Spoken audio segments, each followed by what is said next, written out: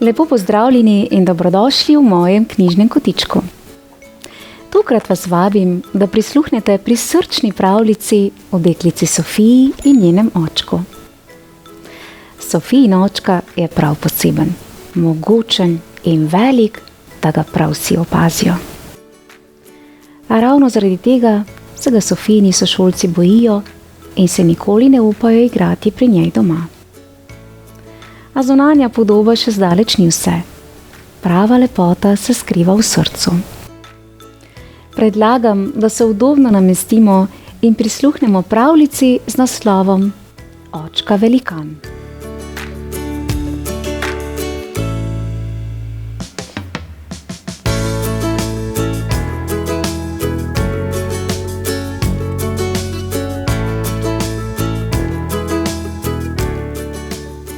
Vsako jutro Sofija pride v šolo z očkom. Včasih jo nosi na svojih velikih, močnih rokah in takrat se počuti velika tudi sama. Vidi lahko skoraj celotno igrišče. Kajti njen očka je velikanski. Tako gromozanski, da ga drugi otroci sploh ne vidijo celega naenkrat. Lep dan ti želim, srček moj. Zašepeta Sofijin očka Henrik, ko jo postavi na tla. Na igrišču se ga vsi bojijo in čakajo, da odide, preden se začnejo pogovarjati s svojimi prijatelji. Sofija je zelo prijazna. Majhna je, lepa je, toda njen očka ni največji med očki. Simonov je še precej večji. In tudi nima najostrejših rogov. Marijin očka ima še ostrejše. Prav tako ni najbolj mišičast od staršev.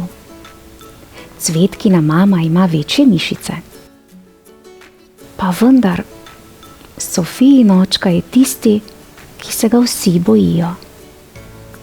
Tako mogočen je, tako... Dan mineva tako kot vsi drugi, v veselem in sproščenem vzdušju. Sofija se zelo zabava. Zelo rada preživlja čas s svojimi prijatelji. Na njeno veliko žalost pa je konec tedna nihče od njih noče obiskati. Ne Klementin, ne Max, niti Julijan. Vsi vedno najdejo vsak svoj izgovor.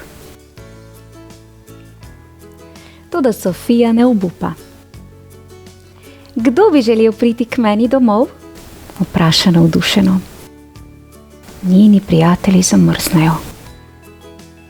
Njihove oči se razširijo in vsi jecljajo. Jaz imam plavalni tečaj, odgovori Fani.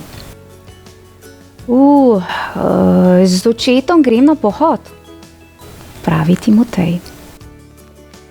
Jaz imam kuharski tečaj, se zlaže Klara.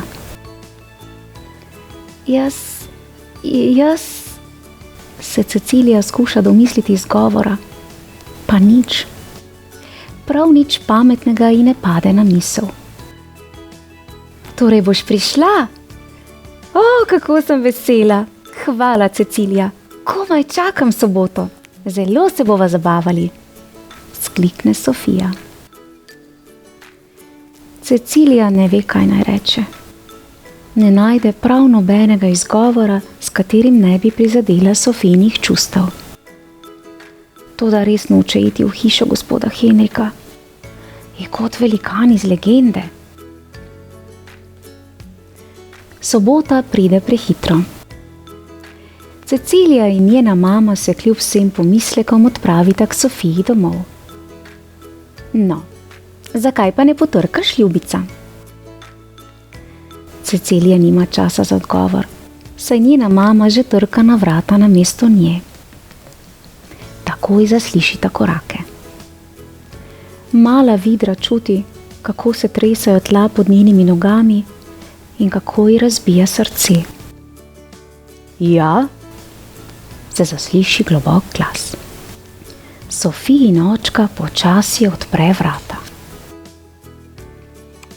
Tako je visok, da sploh ne more skozi vrata. Ko zagleda Cecilijo in njeno mamo, se umakne svoji hčerki. Sofija poskoči od veselja. Cecilijo prime za roko in jo odpelje v hišo. Medtem se starša pogovarjata, kdaj se bo morala vrniti domov.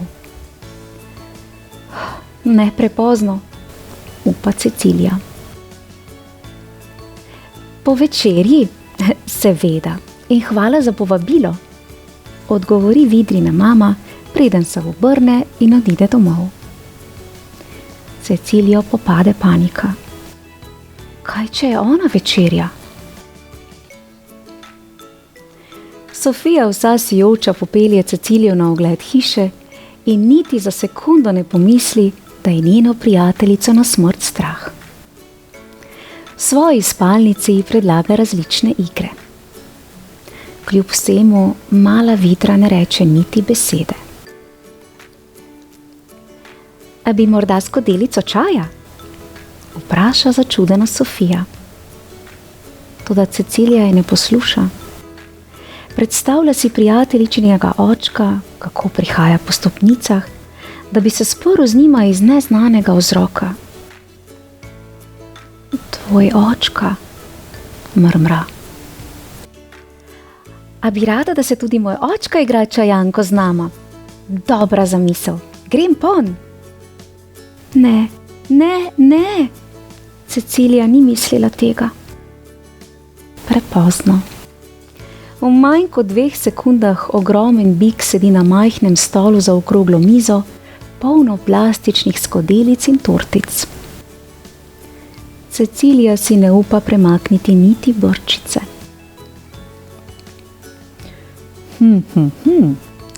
Ta čaj z medom in ta limonina tortica sta res slastna, reče Sofijin očka z mehkim glasom, medtem ko se pretvarja, da pije namišljeni čaj.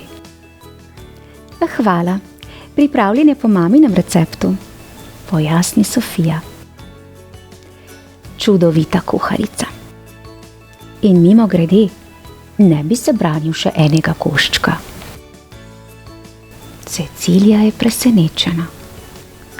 Opazuje prijateljičinega očka. Ko tako sedi pred njima, se zdi nekoliko manjši.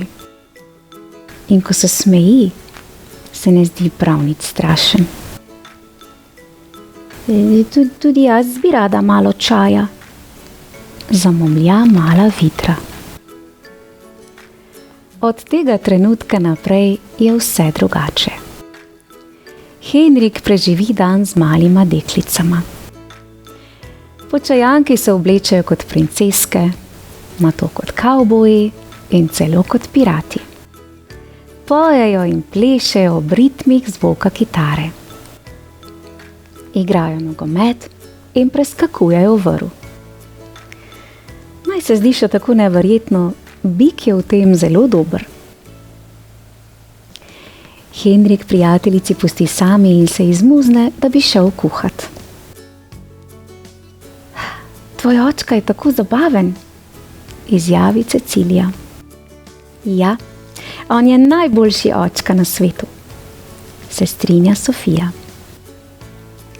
Tudi moj je super, vendar nima princeskine obleke. Moj očka bi mu je lahko posodil, zelo veliko jih ima. Prijateljici planeta v smeh, potem pa se pridružita Henriku.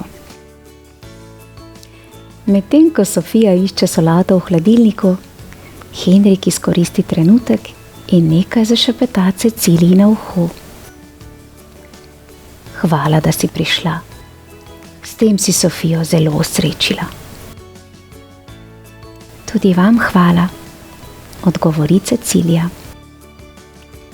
Vesel sem, da ima take prijatelje kot si ti. Nočem govoriti o zaupnih stvarih, vendar moram priznati, da doslej nihče ni želel priti k nam. Malo vedro je kar malo sram. Pred tem čudovitim dnem se je namreč bala tudi sama. Že tako jutri bo vsem povedala, da je veliki, strašni bik v resnici najbolj kul očka na svetu.